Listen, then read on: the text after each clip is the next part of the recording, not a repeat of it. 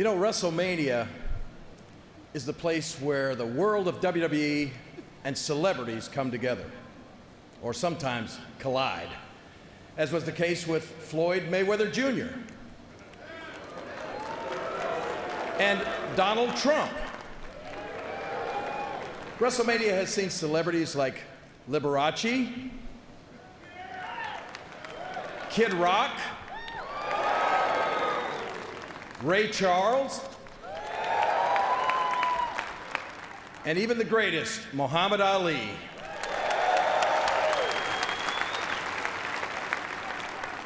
Well, this presenter belongs in that elite company. He is the chairman of NBC Sports and Olympics. He is the creator of Saturday night's main event. Please welcome Dick Ebersol.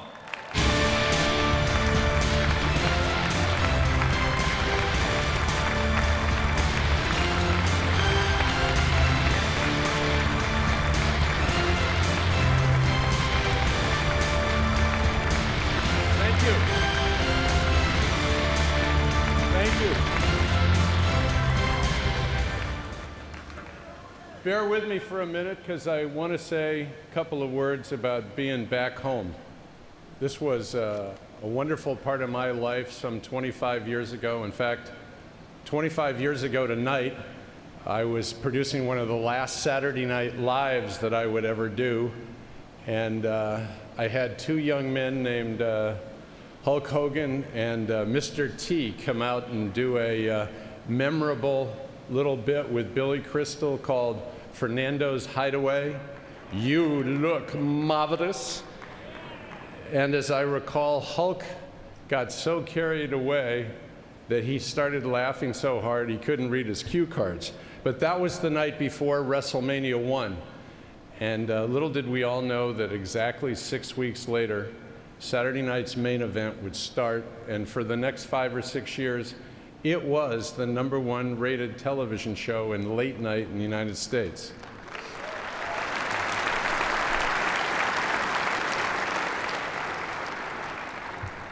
During that 5-year run before I went straight and took the job I have today, I had a fantastic time dealing with everybody here. And today I do Super Bowls and Olympics and Wimbledons and US Opens and all kinds of events like that. But never have I had more fun or been around more great people than during that period of my life. So I say thank you to all of you down here, particularly in the front rows.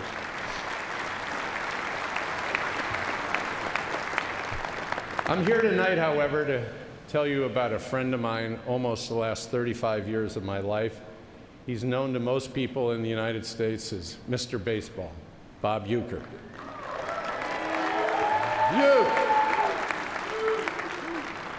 And when you really think about it, he's had the most extraordinary life of any athlete, I believe, in American history. This is a guy who played about 10 years in the major leagues, and his lifetime batting average was 200. I mean, imagine that, 200. And yet he's in the Hall of Fame. And the reason, and he's in the Hall of Fame in Cooperstown. Now, he's going to be much happier with the WWE Hall of Fame because it's only about an hour from New York. We told him it's about 2 miles above the headquarters in Stamford. He doesn't know there's nothing 2 miles above the headquarters in Stamford. But nonetheless, what Bob made of his life after he was a baseball player is what's really made him memorable in America. So let's take a look at the wonderful life of Mr. Baseball, Bob Uecker.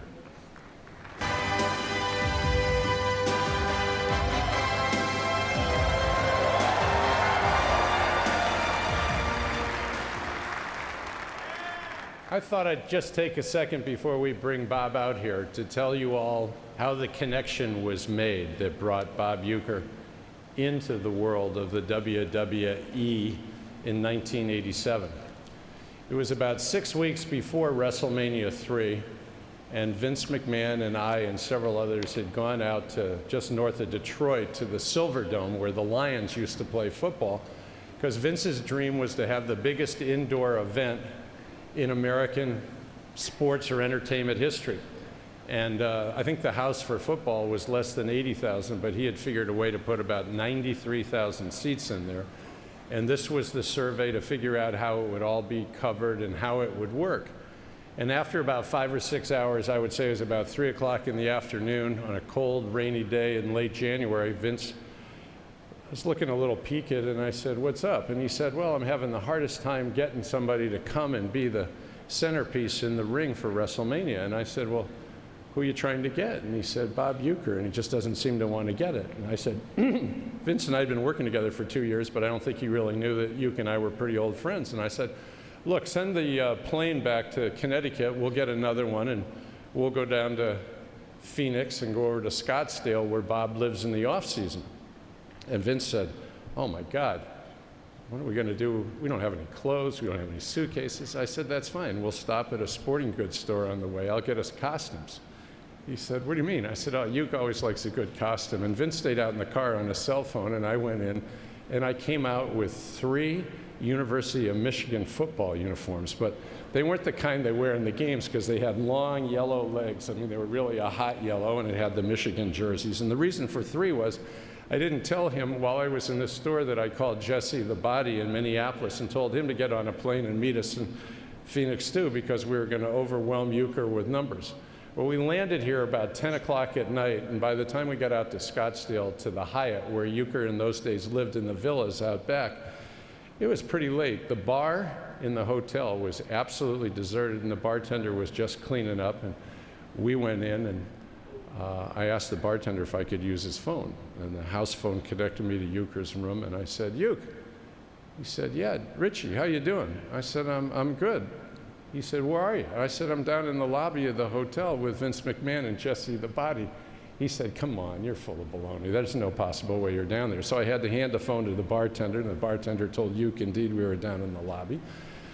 And he came down a few minutes later, and he was sort of dressed in like nautical clothing, and I've never known Bob to be dressed up like he liked boats. And it turned out he was sitting up in his room watching the America's Cup sailboat races. I mean, this is Mr. Baseball watching live sailboat races from Australia.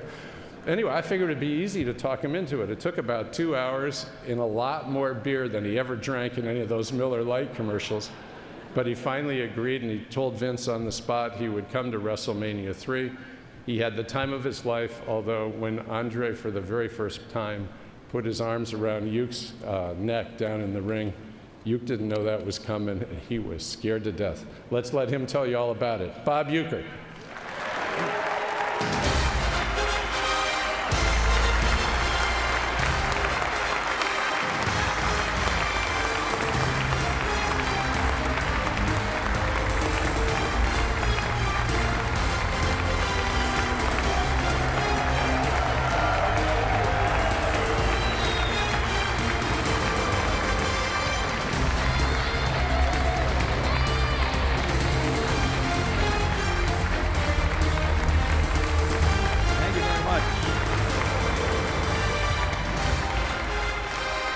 Thank you very much.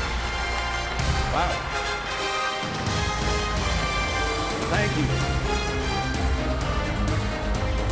Thank you very much. And thank you, Richie. I appreciate that. Longtime friend. And I had a lot more to say, but that Inoki guy said the same stuff I was going to do. I can't believe that. I'm back there with Vince. I said, "What's he doing? He's using all my stuff."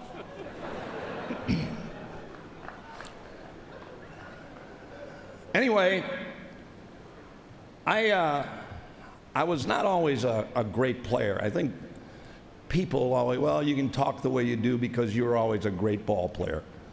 Well, I wasn't. My first sport that I tried when I was a youngster was football. And my dad came from the old country and didn't know a lot about sports and wanted me to, do what all the other kids were doing. And he gets me this football, and we're out passing it and trying to kick it. And I mean, I can't throw it. He can't throw it.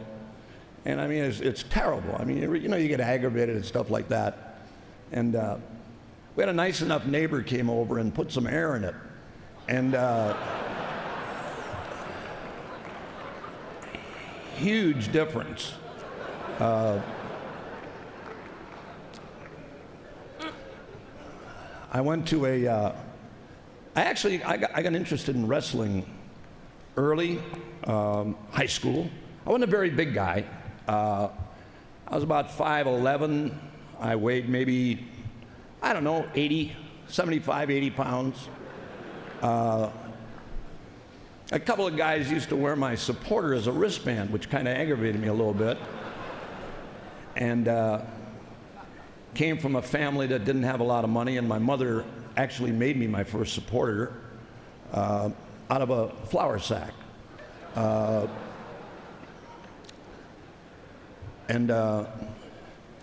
mean, little specks of flour keep dropping out of it, and guy knows right where you're going, and you know, down the front it says Pillsbury's best.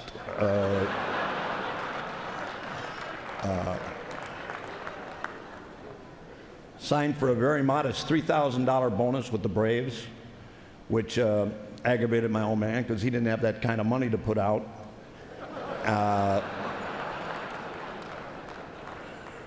But the Braves took it, and from there I went on. I was with the Braves twice, actually. They didn't believe I was as bad the first time, and the second time I proved it. Philadelphia, St. Louis Cardinals, where I won a World's Championship for them, 1964. Bing Devine, who was the general manager of the Cardinals at that time, asked me to do him a favor in an area where he thought I could really help the club. And hey, I'm a team guy, you know. He said, well, we want to inject you with hepatitis. That will allow us to bring somebody else up to take your spot.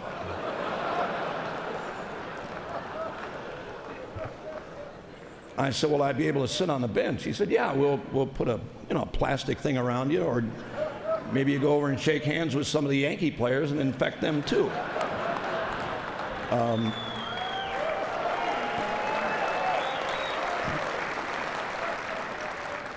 And we did. We went on to win the World's Championship that year. And, you know, as I received tonight, I wore it out here tonight, a Hall of Fame ring from the wrestling folks, Vince McMahon and everybody here with WWE. Thank you very much.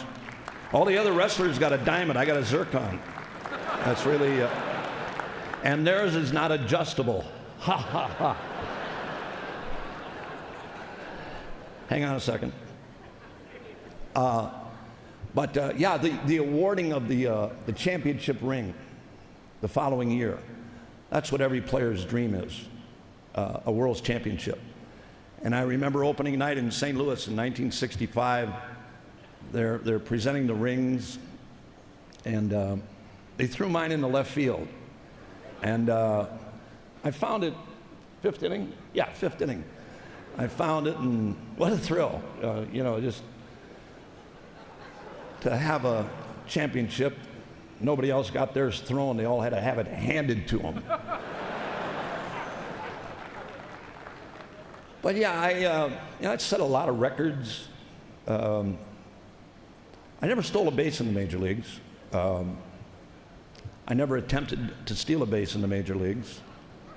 I showed up for every game, which I think shows good team spirit. And those I didn't show up for, I always tried to catch on the radio. But meeting Dick Ebersol a long time ago,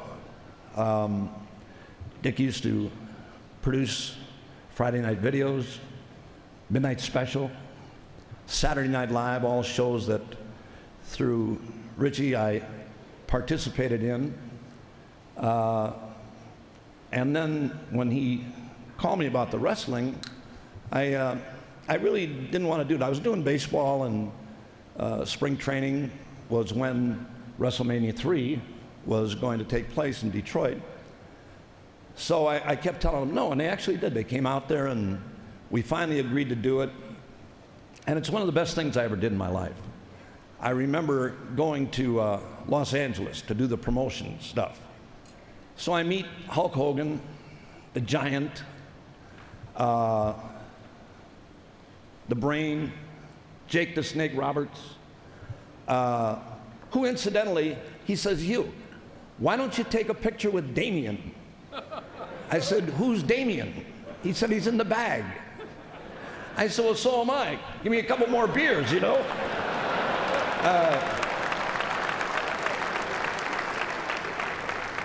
So he takes Jake the Snake out, and I put him around me. He said, "Don't worry, he's big and he's strong." And he wrapped his, he got his tail around my leg here, and I'm holding him, and I'm looking at Jake, and he's got this huge scar right here. And I said, what is that? He said, "Well, that's where Damien bit me." I said, "Oh, what a great time that must be. God, I hope he bites me too,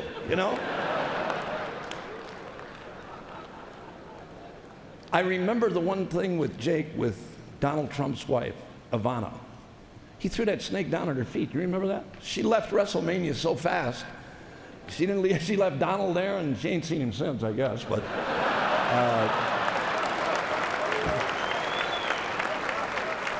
anyway, so we do the promotional stuff.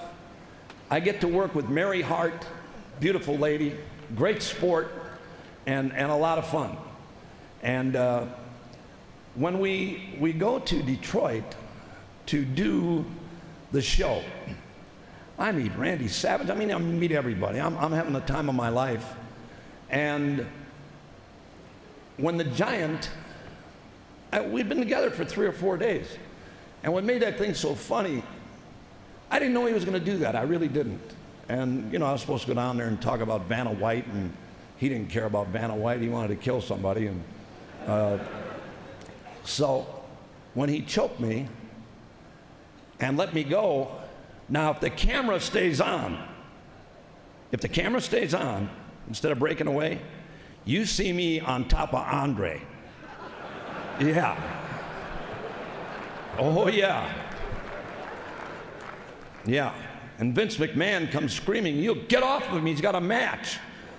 And I think I had him on a step over toe hold. I don't know what it was. I think I did. And yeah, oh yeah. It wasn't all Andre. No, it wasn't all Andre. I remember later on when I was changing underwear,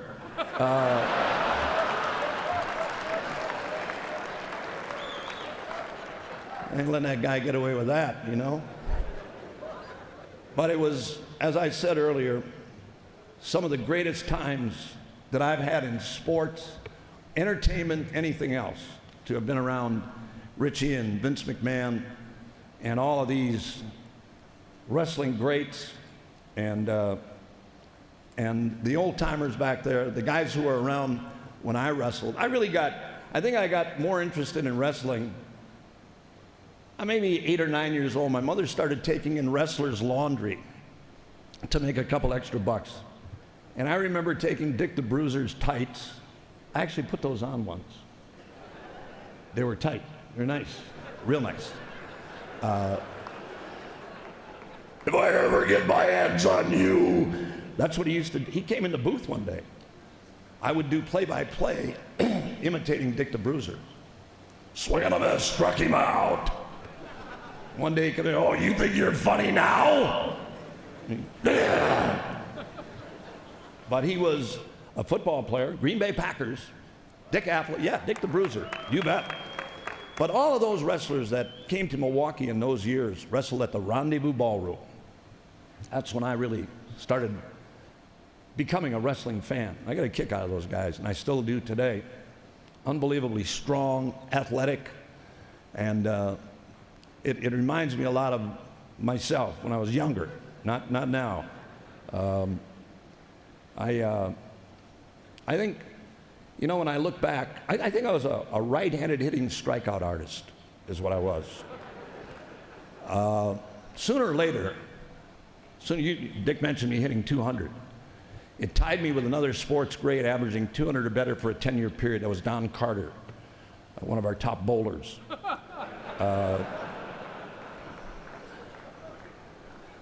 But to have been a member of a baseball team, to be able to broadcast baseball today, to be able to mess around with television shows and movies and all of this stuff, and tonight especially, to be here with you. And I know when I walked in here tonight and I looked around, I mean, man, this place is jam-packed. And I know what it's going to be tomorrow too, out at WrestleMania. Oh yeah, I'll be there. Oh yeah. Oh yeah. Oh yeah, I'm going to be there for that, baby. You bet. Anyway, I want to thank you for your time tonight, your patience, and to all of the members of the WWE. As I said before, great athletes, unbelievable entertainment. I don't know how you guys do it. I really don't. The body punishment you take, and that's why I didn't want to play. You know, I didn't want to get hurt. What the hell, you know? I mean, once a month was okay with me. You know, I hit 200, maybe 2 or 3 runs batted in a year. You know, otherwise they're going to expect more every year. Oh, this year, oh, how about 4? I said, look, let me try to get a hit this year. Let's leave it at that. So, but anyway, thank you very much for your time, your laughter. Again, thank you, everybody. Good night. Thank you.